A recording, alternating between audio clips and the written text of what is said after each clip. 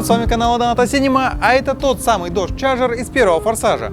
И знаете, пересмотрев все Форсажи со всеми поколениями Чарджеров, я понял, что это была самая невезучая тачка всей франшизы. Несмотря на то, что Вин Бензин считает себя самым умелым водилой, но это по его мнению, с Чарджером ему конкретно не везло. Точнее, наверное, это Чарджеру не везло с Бензинычем. Потому что в каждом фильме, после всех его выкрутасов, тачка всегда отправлялась на свалку. В первой части, из-за того, что наш герой был немного слепошарой, тачка влетела в грузовик и отправилась в утиль.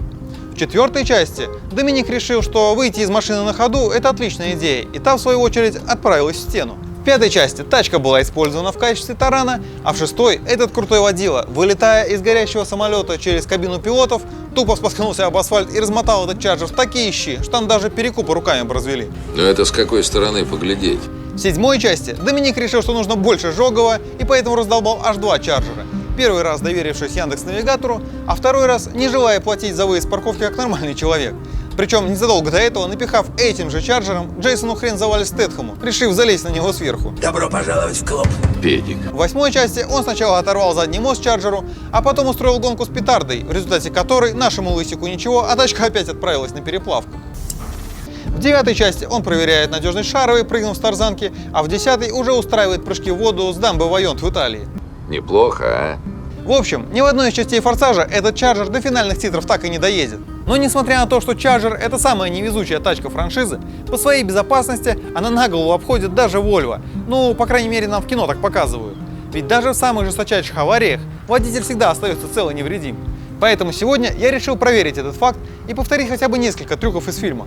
Да ты башкой стукнулся. И первый трюк, который мы постараемся повторить, будет из финальной гонки первого Форсажа, когда Доминик давит тапку в пол и машина встает на дыбы на несколько секунд. Этот трюк называется Вилли. Но тут стоит сделать небольшое отступление и рассказать, как этот трюк на самом деле снимался в кино. Дело в том, что вот эта версия заряженного Чарджера с большим нагнетателем и мощностью двигателя более 400 лошадиных сил была в фильме всего один раз, когда Доминик показывал ее Брайану в своем гараже. Именно для этой сцены был взят в аренду этот двигатель и после съемки одного кадра отдан обратно владельцу. Во всех остальных кадрах в Чарджере был более слабый двигатель, который вряд ли поставил эту машину на дыбы, а вот этот вот нагнетатель был вообще бутафорией. И чтобы все-таки снять этот трюк с вставанием на два колеса, была изготовлена вот такая рама с колесиками и пневмотолкателями, которая поднимала машину в момент старта на несколько секунд и которая была замазана на этапе постпродакшена. Но наш канал — это один сплошной постпродакшн, поэтому нам такая рама не нужна, мы и без нее прекрасно справимся. Все, что нам нужно, это умелый водитель, который сможет повторить этот трюк. И я, кажется, знаю такого. Витек, ты долго там еще? Я после ночной спать хочу. Сань, не дергайся, а то криво получится. Что ты этот трюк сам сделать не можешь? Ну а снимать-то его кто будет?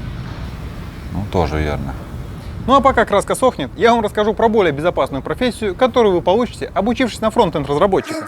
Фронт-энд-разработчик — это человек, способный превратить обычный набор кода в шедевр, который переплетает впечатляющую функциональность с неповторимым и привлекательным дизайном интерфейсов. Обучиться на фронт-энд-разработчика можно в Kata Academy. Там тебя вначале научат, а затем помогут устроиться на работу по специальности, и только потом ты оплачиваешь свое обучение.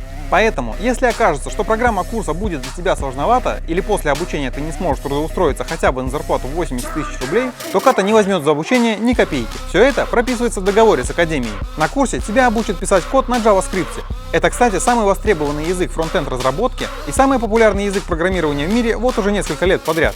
Но самое главное, тебя научат принимать решения и работать над командными проектами. К моменту выпуска ты будешь полностью готов к работе с крупными компаниями. Поэтому не упускай свой шанс и пробуй новую профессию. Ссылка на курс будет в описании. Так, короче, смотри, со старта сразу газ в пол, и как только тачка встанет на дыбы, сразу отпускаешь, жмешь тормоз, потому что тормоза там конченые, можешь в стену уехать. Витек, ты понял? Я понял. И да, пристегнуться-то не забудь.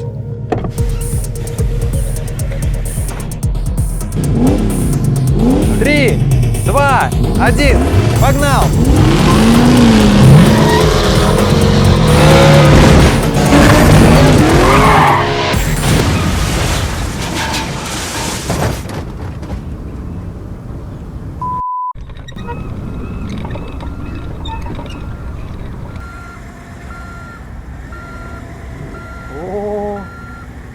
Сань, ты живой? Блин, как мы теперь остальные трюки сделаем? Ну что ж, как мы все видели, не все, что нам показывает кино, всегда правда. И не все трюки безопасны для нашего здоровья. Ну хотя он, наверное, просто забыл пристегнуться. Ну а если вы хотите получить работу на нашем канале, обязательно пишите комментарии «Я умею водить лучше, чем Саня», и мы рассмотрим вашу кандидатуру. Хотя на вашем месте я бы лучше прошел курс от Kata Academy. Ну а на сегодня это все. С вами был канал Доната Синема. В следующей серии мы планировали устроить гонку с Чарджером, Супрой и скоростным поездом. А получится ли это у нас, увидите уже совсем скоро. Поэтому обязательно подписывайтесь на наш Телеграм, на группу ВКонтакте с музыкой. И всем пока. Да, алло. Добрый день, а подскажите, Чарджер восстанавливаете? Да не, там не тотал, там так, пару царапин.